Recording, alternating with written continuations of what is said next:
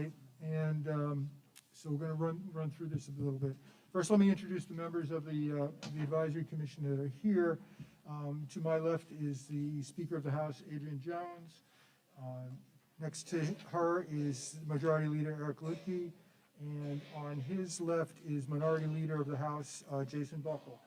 To my right is President Pro Tem Melanie Griffith from the Senate, and your local Senator Brian Simon Ayer, who's the Minority Leader in the Senate. My name is Carl Arrow. This is my fifth go-around with redistricting. The first four were as a mask. I mean, is that better? Is it a little better? Well, you know, I mean, okay. This will be interesting.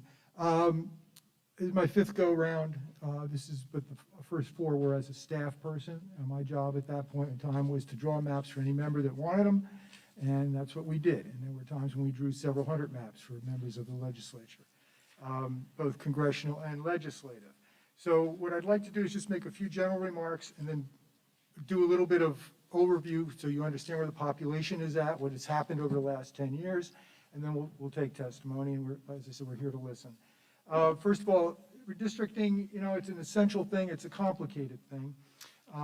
The primary objective is basically one person, one vote, and providing voters with the opportunity to elect candidates of their choice. Population generally increases, as we all know, but some areas gain and some areas lose, and it's really not a matter simply of whether you gain or lose, but it's a matter of how you gain or lose in relationship to everybody else. And that's what kind of creates the little thing I like to say is like redistricting is like you throw a rock in a pond. The bigger the rock, the bigger the ripples. And so you have these effects that you have to work out. There are basically legal and constitutional criteria that we need to deal with when we draw these plans. And those criteria often conflict with each other, so it becomes a balancing act. And these criteria are different for legislative and congressional districts. For example, congressional districts, the population differences between districts has to be virtually zeroed out. There can't really be any variance, where our Constitution for legislative districts says you can be substantially equal in population, and that's been interpreted by the court, Supreme Court in particular, as a maximum deviation on a plan of 5%. And we tend to talk about -5 plus 5 as the range of districts, and that's what you try to shoot for, or be under if you can. We have a very diverse population in Maryland, and not only is it diverse, but we also have an incredibly unusual geography. We're not Kansas, we're not a square state, and basically that creates some issues in terms of drawing districts as well.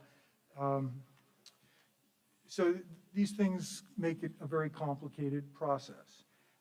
Finally, the Maryland General Assembly does have a constitutional and statutory responsibility in this area, and this commission was established to receive public input, which is also an essential part of this process, and we're here to listen. Also would like to recognize, just briefly, the president of the community college, Dawn Lindsay, and thank her very much for having us here.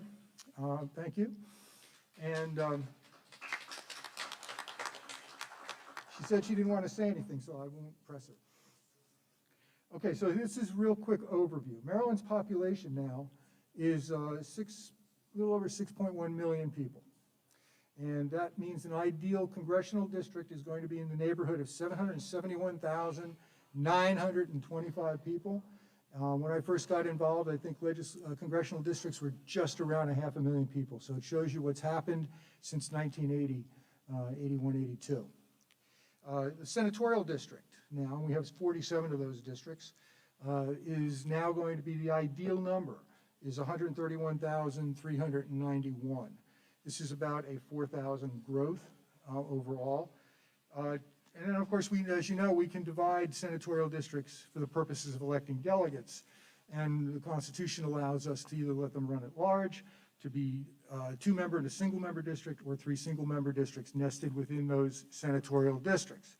So a 2-member district, the ideal population will be 87,594 people, and a single-member district will be 43,797. Again, these are there's some slack in that, but that's the number you're shooting to get for. So there's been a lot of growth in the county, in this county, but also in the state. And additionally, it is not evenly distributed, okay? So for example, Anne Arundel County's population grew nearly 10% over the past decade. And that's a pretty big jump. If you take a look at the map, the thing is that not only did Anne Arundel County grow by that amount, but Howard County grew over 15%, Montgomery County grew 9%, Prince George's grew 12%.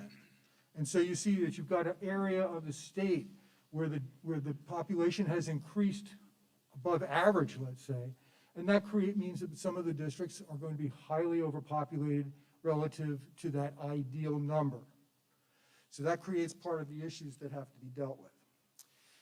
In Anne Arundel County, all but one legislative district is overpopulated. And by overpopulated, we mean well beyond the tolerance, above the ideal, and probably even well beyond that 5% positive number I talked about. The population grew mostly in northern and central Anne Arundel, and it lagged in the southern part of the county. And, you know, again, when you have overpopulated districts, you've got to bring them down. So this means that basically some of those districts, which are in the north, are going to need to shrink. Okay, so in 2010, Anne Arundel County's population as adjusted was 534,347, which would basically give you, 4.35 ideal districts, okay, based on what the number was in 2010. In 2020, the population is 585,432, and the number of ideal districts is 4.5, which means that grew by about 0.15 of a district, okay? So what's going to happen is that, again, you're going to be affected district-wise, and we're talking legislative districts here, by the intersections of these two large regional populations, as I pointed out just a second or two ago, with the neighboring counties having large growth as well. You share borders with Prince George's, Howard, Calvert, Baltimore City, Baltimore County, and I guess if you want to count the Bay Bridge, Kent County. So that's an issue. And these uneven growth and demographic changes, this is what happens over the years.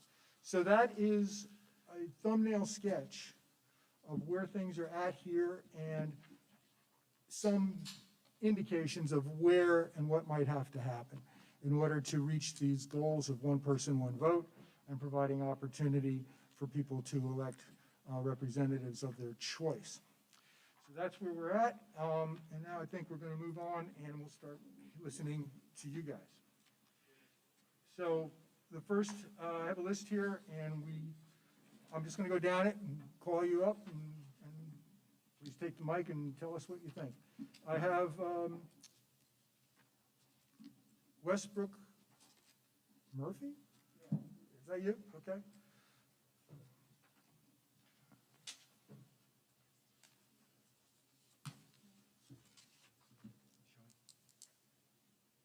And Mr. Chairman, may I take my mask off while I'm speaking? Sure. Thank you. Well, in a way, I guess I'm primed to go first, because what I wish to talk about with you are the size and boundaries of the 1st Congressional District. And as you know, it's now mostly the Eastern Shore. I'm sure it's going to stay that way.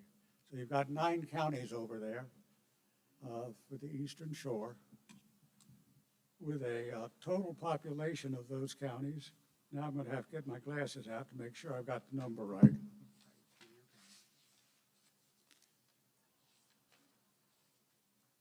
Of 456,000. And if my arithmetic is right, to get even congressional districts in the state, you have to go to 770 to 775,000, which means that you have to add over 300,000 voters to the Eastern Shore. I suggest there are 2 ways to do that, where you have a contiguous district. One is what's done now, the land bridge that goes across the top of the Chesapeake Bay, and the other is the 2 steel bridges that connect Anne Arundel County to the Eastern Shore. And my suggestion is that that those steel bridges work better in terms of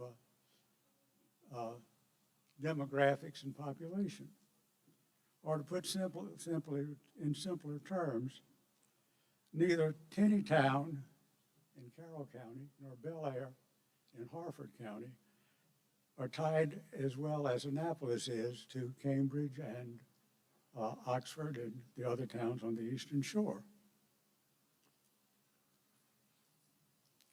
Now, I've got some numbers here that from the Department of Labor that looked at what they call the upper counties on the Eastern Shore. Queen Anne's, Kent, Carroll, Dorchester, and Talbot, those 5 counties. And in this information from the State Department of Labor from 2018 on where people live and commute.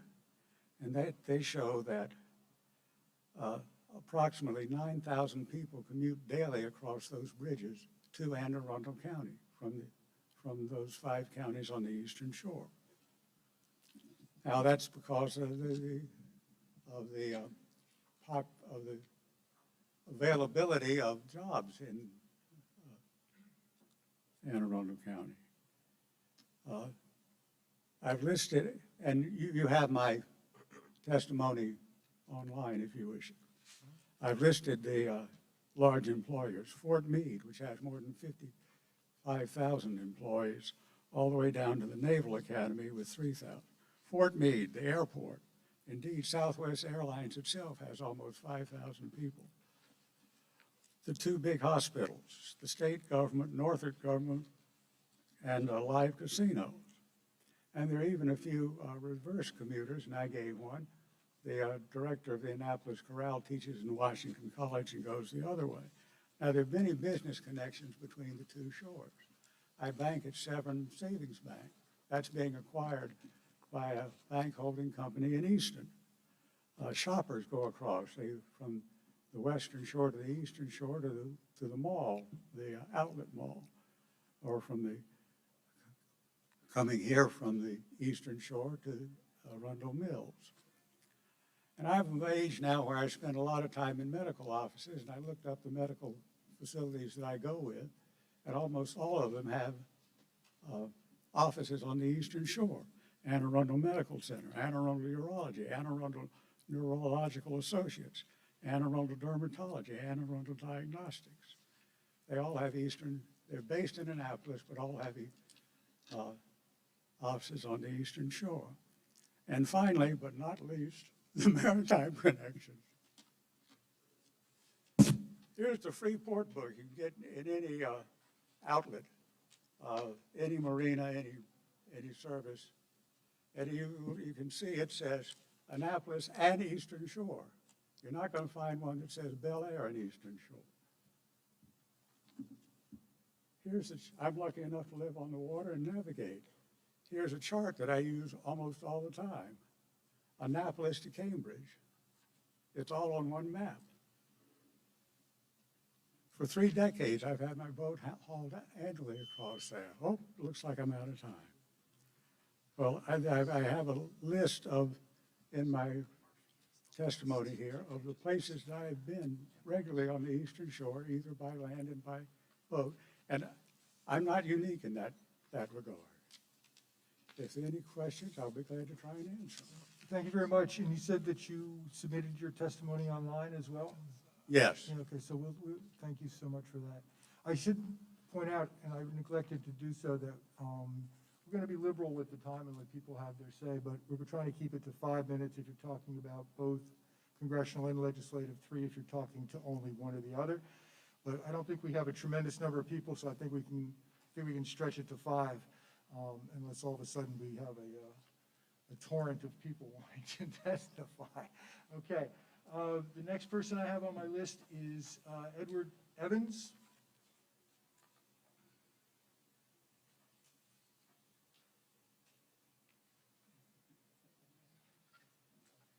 Oh, Edward Evans? Oh, Abby or? I only have Edward here. Oh, and I have Abby Root. Are That's you? me. Abby Root. Sir, it's up to you. Would you? Okay, there you go. No, Thank you. sorry. Good evening. My name is Abby Root. I'm representing the League of Women Voters of Anne Arundel County. The League supports a state redistricting process and standards that promote fair and effective representation in the state legislature and House of Representatives with maximum opportunity for public scrutiny. The League is asking this commission to draft maps that will be available for public comment prior to the special session, draw new lines for a clean start and not begin with the current district lines. Use current census data for the base map and keep counties, towns, and communities of interest together to favor residents and not a specific political party or their donors. The Anne Arundel County population of around 585,000 currently comprises 4 different congressional districts. Recognizing that the county's population is not large enough to have 1 congressional district, it is also not large enough to have 4 congressional districts. County residents need dedicated representation, not more representation. The Chesapeake Bay, Anne Arundel County's eastern border, faces serious ecological and environmental problems due to unchecked human activities. The residents who live along the bay need to have cohesive representation on the local as well as congressional levels. Maryland hasn't taken a fresh look at legislative district lines since 1970, when districts stopped being assigned to counties and started being assigned by population. A lot about Maryland and its voters has changed in 50 years, yet the legislative approach to drawing districts has been to continue tweaking the existing dividing lines, mostly for political gain. The League respectfully requests that the maps this commission submits are fair and effective and representative of the citizens of the county and state. Thank you. Thank you very much.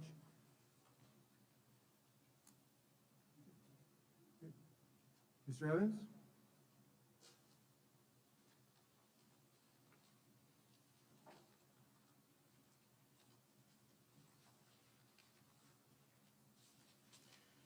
Good evening, and thank you to the Redistricting Committee for allowing this testimony. My name is Ed Evans, and I reside in District 33 in Anne Arundel County. I come here today to speak on behalf of District 33, specifically the Odenton-Gambles area. The 2010 census reported a 42% growth in this area alone, with an overall growth rate of 80.8% just between the prior 10 years of 2000 to 2010. In the last 10 years, 2010 to 2020, we have seen that growth continue. The Odenton-Gambles area of Anne Arundel County has opened up and has become quite attractive to citizens with its own MARC train station, as well as Tipton Airport providing ease of public transportation. Better access and egress is available with Route 32 and the expansion of Route 175 and 97. Attractive neighborhoods have since sprung up, such as, but not limited to, the villages at Wallchapel, as well as numerous thriving businesses. With its close proximity to Fort Meade, this area has become a bustling community and has earned the title of the hottest place in Maryland, with a population that rivals most cities within the state. Yet, we do not have a delegate to represent us in Annapolis from within our own community. Taking all of this into consideration, it is my observation that District 33 is in dire need of its own hometown delegate in the General Assembly. That is a delegate that resides within this bustling and growing community as it continues to grow. I sincerely hope this will be your observation also. The duty of fair and equal representation should require no less. I therefore strongly urge you to consider this when redistricting and provide the citizens of District 33 with its own much needed and much warranted hometown member of the General Assembly that resides with the citizens he or she would represent in Annapolis. Thank you. Thank you very much. Okay. Mildred Bowers? Mildred Bowers?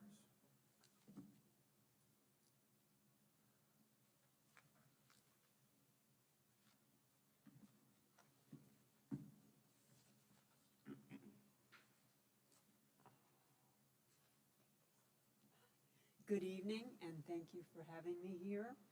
I'm a resident of Anne Arundel County, and I believe Annapolis could and should encompass Maryland's Eastern Shore.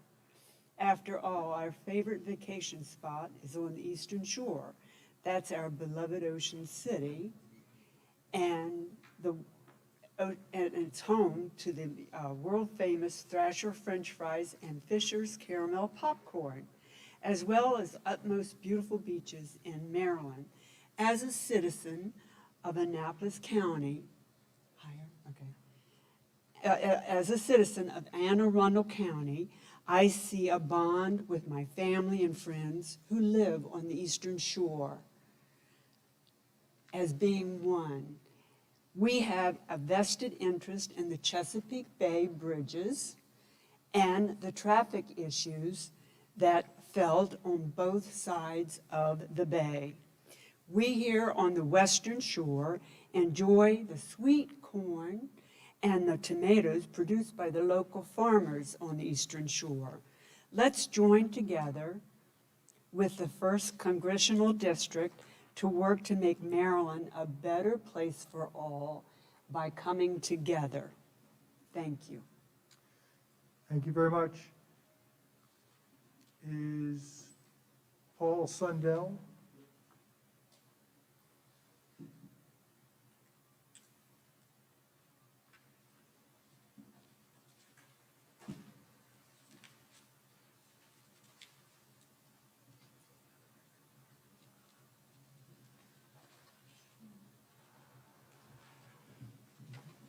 Good evening. I want to thank everyone here for giving me the opportunity to go and speak. And I do view gerrymandering as one of the worst acts that a politician can do. And Xavier, a Philadelphia cartography firm, did examine gerrymandering across the states. And Maryland was the worst. So we don't want a repeat. And Anne Arundel County is among the worst in the whole country. I will say, this is why I say that. Anne Arundel County is the 4th most populous county in the state. We don't have anybody in Congress. And it's gerrymandered so badly, no one even goes and runs in a primary from Anne Arundel County. And it's no accident, and both parties do it. And to me, you know, it just decreases confidence in government greatly. It tends to make it very polarized, and it greatly increases voter frustration and apathy. And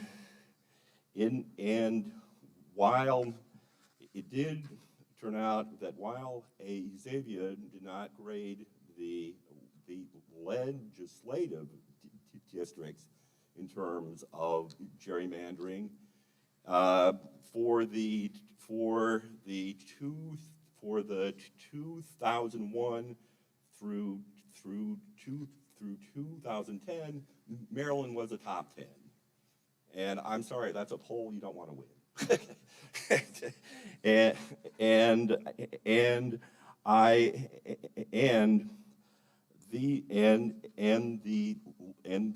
The legislative map is just as bad. PG County has 20% of our delegation. And when you know, I strongly believe in drawing the maps. It should, whenever possible, keep it within the same county. And the major reason why we have that is District 21. It's not compact at all. It is sprawling. It goes all the way out to Laurel, the DC suburbs, all the way out to Odenton. That's not a compact, district, and it's no accident. And it's just very, very, very, very frustrating.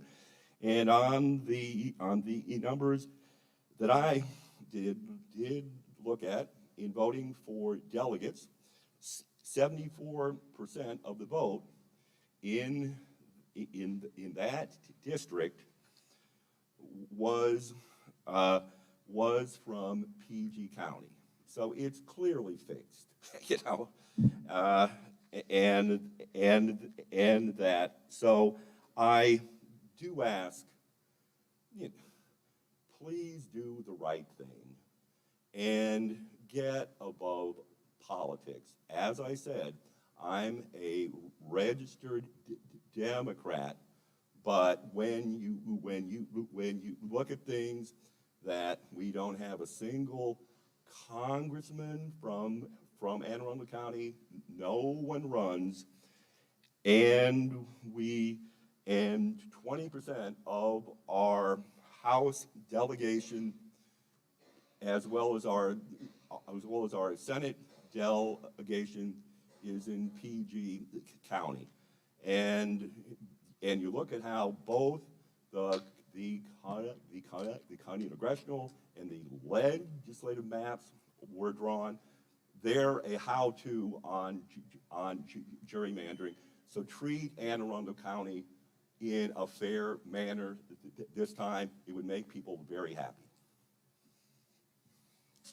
All right, thank you very much. Next we have Sean Smith.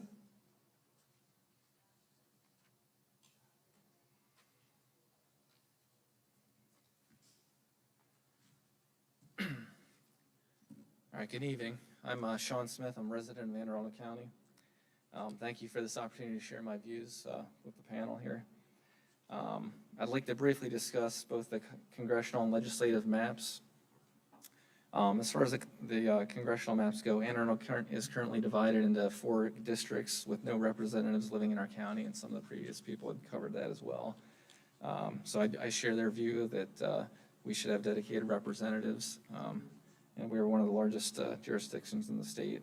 So I would ask that our county be kept together and reduced to 2 representatives, that we could get better representation for our county. With regard to the legislative maps, there are 2 types of gerrymandering that have taken place in the past. The first is just drawing the actual boundary lines, and that's what is most visible and most people can see. There's a second one which most people don't realize, and it's been covered a bit here, which impacts the residents of Maryland. It's overrepresenting districts known as packing districts or underrepresentation of districts. The legislative maps are given flexibility in the number of people within a district, generally like plus or minus 5% as the courts interpreted. In the 2010 maps, the ideal district size was approximately 122,000 people. Therefore, the maps could go as low as 117,000 or as high as 128,000 people per district. With technology today and like the opportunity to do redistricting, I think we can get it much lower than that 5% number. It should be 1 or 2% max. Using the max discretion that's given by the courts sort of just promotes this perception that things are unfairly being done. So I think that can be fixed this time. So I'd hope that you all would try to fix that and get those numbers down. So I included the actual chart for the 2010 numbers. And with the last effort, you can see the size of districts was used as a partisan tool to help a certain party and sort of get at the expense of people's representation.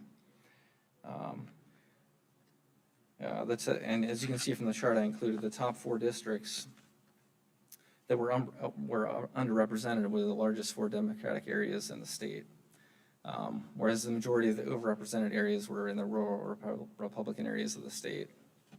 And the worst offenders were the Baltimore County districts, and the highest packed areas were in the Anne Arundel County districts, so that impacts Anne Arundel County the most. In the last map, Baltimore City was overrepresented in their districts by 32,000 people, whereas Anne Arundel was underrepresented by 32,000 people, whereas Anne Arundel County was overrepresented in their districts by 16,000. So the difference in those jurisdiction sizes were about 10,000 people per district. And this is inherently unfair to the PAC districts, where they have more people per representative, and so when requesting services from their representatives, the overpack districts would effectively get less representation, whereas the underpack districts would have more representation. To give an example of this, if you think of thousands of people that were seeking assistance during the unemployment crisis during COVID, the PAC districts would potentially have to wait much longer to get answers from the representatives than they would in the other districts.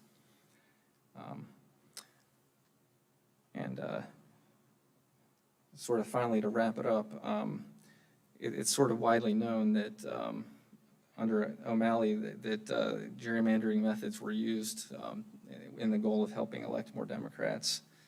And this hurts representation and faith in the system. And it provides unfair representation.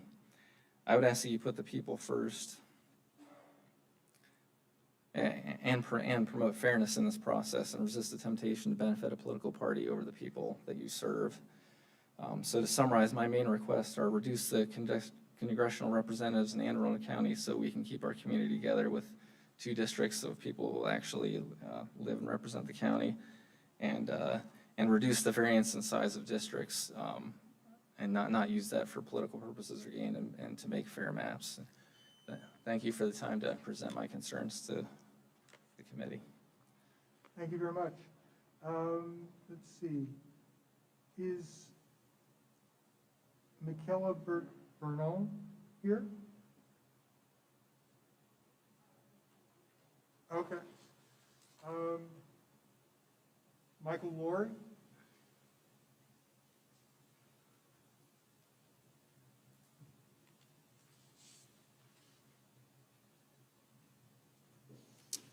Hello, resident of Anne Arundel County. My name is Michael Laurie. I didn't tell my boss I was going to come here, let alone her boss's boss, but I am a staffer in the General Assembly. I thought it was important to highlight 2 things. I'm going to talk briefly about legislative redistricting, but I am very passionate about congressional redistricting. I worked at Common Cause 10 years ago and was calling people desperately for the referendum to get people to support that effort. So there's no one I know of, let alone in this room, that cares more about that issue than I do. There were bills that were bipartisan 2 years ago that haven't even been discussed in this process, and it's been somewhat concerning because I feel like we were so close in a lot of these areas with congressional redistricting, and I feel like the well was poisoned when we started talking about legislative single districts, but I'll get back to that in a second. I just wanted to highlight that there are processes in place to hold us accountable, and I feel like those processes could be tightened up. There is middle ground. There is legislation that after this process maybe can be in place. So I hope this process will anticipate that we will pass legislation in this space so that even after that legislation constitutionally is in place for congressional districts, we are in conformity with that. I think it's appropriate to kind of aim for that, even if that is after this process.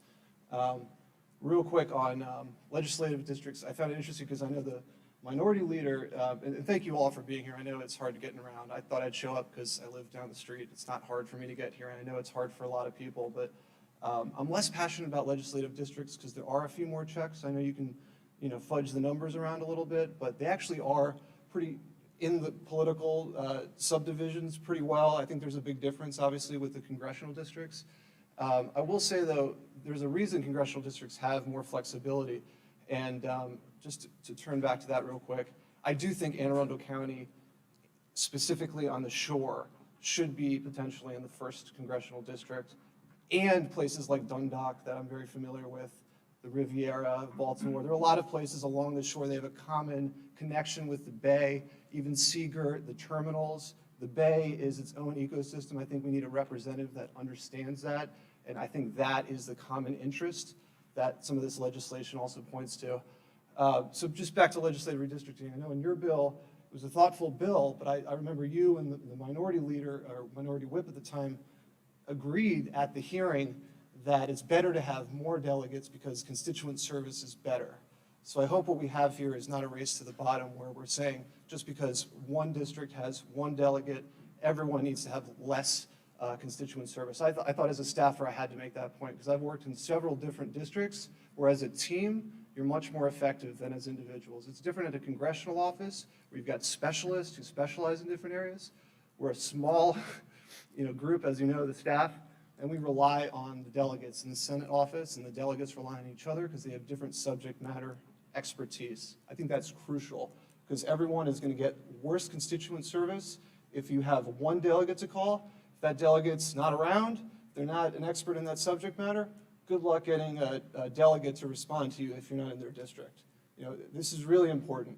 But I do think on the congressional redistricting, there is a way to move the ball, get something on the books in our Constitution, and still have a common interest represented with the Eastern Shore, because obviously, as we mentioned, not just over the bridge, but I think the land connection as well along the shore.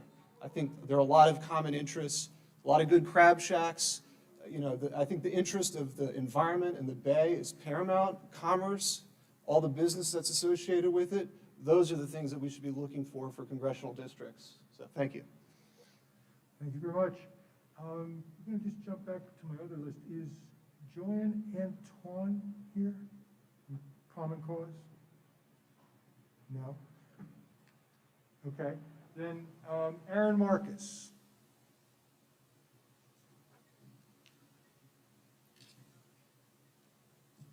Good evening. As I said, my name is Erin Marcus. I'm from District 31, and I came here with concerns of heard stories from two sides. Okay, first I heard that being there where everyone talks about Annapolis and Ocean City, I want to bring you back up to the northern area, to a small community known as Pumphrey.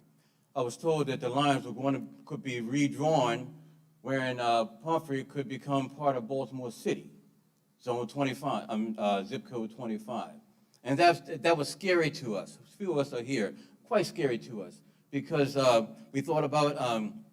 I just got this information recently. A spare moment notice. That's why I came here at spare moment notice. We thought about auto insurance increasing because we would be classified as a high-risk area, part of Baltimore City.